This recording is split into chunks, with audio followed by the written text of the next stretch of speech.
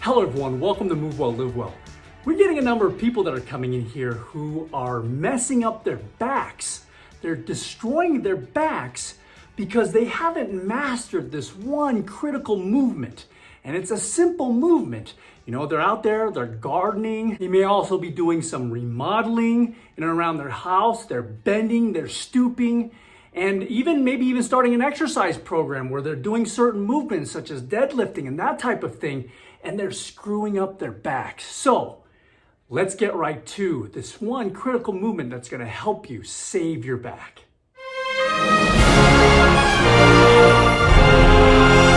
This one critical movement that you must master so you don't destroy your back is the hip hinge. They don't teach this in school. And now what the heck is a hip hinge? The hip hinge is a movement in which you hinge at the hip. So many folks, when they're out there gardening, they're remodeling, they do this number. They bend over and they hinge in the spine. See this? They hinge in the mid back and then the low back, and they lift stuff up like this, kind of like a cat, doing this like that. And they are destroying their backs, leading to disc problems, degenerative joint disease, degenerative disc disease, the whole bit from years and years of doing this. Now, if you're a strong dude, you may get away with that for a while, but in the long run, it's gonna destroy your back. So hip hinge is the movement that you must master to not destroy your back. So how do you do the hip hinge?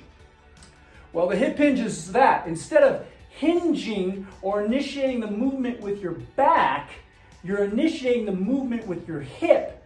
Now the hip is a big, robust ball and socket joint, right? Robust ball and socket joint versus the itty bitty joints of your low back and mid back. So you're gonna hinge, you're gonna get here like this. Make sure you got a neutral spine, right? So you're going to draw in, boom, activate that transverse abdominis by drawing in. At the same time, when you draw in here, see that? Boom, draw in. It's gonna tighten up that transverse abdominis, that interior natural weight belt that we have. Boom, just like that. You want to make sure when you do that, though, you don't go into extension. Sometimes folks, when they draw in, they'll go into like that. They'll go into extension. Oh, this is neutral spine. No, you're hyperextending your spine, and that's not good. So you want to get into a good neutral spine, standing relaxed, if you will. Then draw in. See that? Then draw in without going into extension. So draw in. And then you're gonna hinge at the hip. Neutral spine, hinge at the hip. And then back up. Do this to your range that you're comfortable with. Some folks, they can be super, super tight in the hamstrings. So you initiate the movement in your hips right here. And then this might be all they got. And you can feel their hamstrings already engaged. And that's the key, is engaging those hamstrings. Hamstrings are big, strong muscles that if you engage them instead of the smaller muscles, of your back, that's the key. So here you are, you hip hinge, you're gonna engage the hamstrings, and you may just get to a point where you're just starting in here, and that's fine.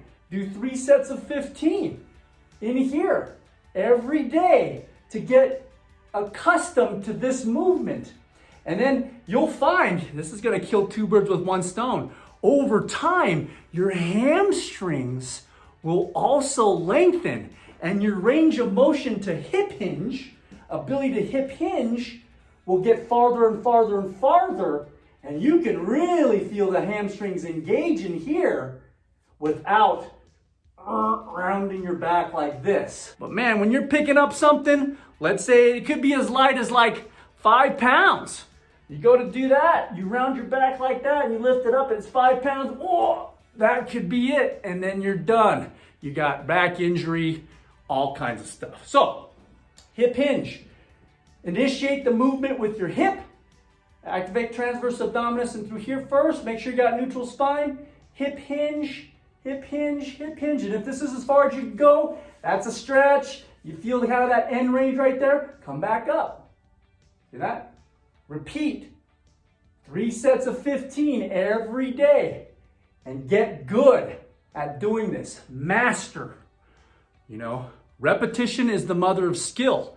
And the more you do something, the better you're gonna get at it. So that way, when you go out there and you do your gardening and you're doing your remodeling or just whatever, you go to bend over and grab something off the ground, you're gonna automatically go into a hip hinge rather than going into a defaulted messed upness. Hinging in the low back, hinging in the spine, and you're gonna hinge in the hip. So it doesn't matter if your stance is narrow or if your stance is wide, it doesn't really matter. The idea is you want to hinge here. I can be wide, stance wide, and I can hinge. I can be narrow and I can hinge. But the idea is you're hinging here in the big, strong, robust joint of the hip and not the itty bitty ones of your back, destroying your back.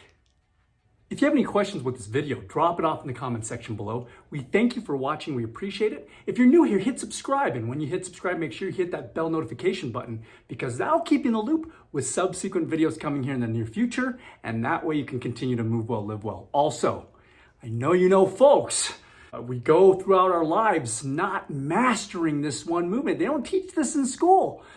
Share this with them. Sharing is caring. That way they don't destroy their backs and they can save their backs so that way it has a long lifetime of continued function. So share this with them. Sharing is caring. Also, give us a thumbs up. Give us a like. It lets us know you care. Thanks for watching. We appreciate it. We'll see you next time. Take care.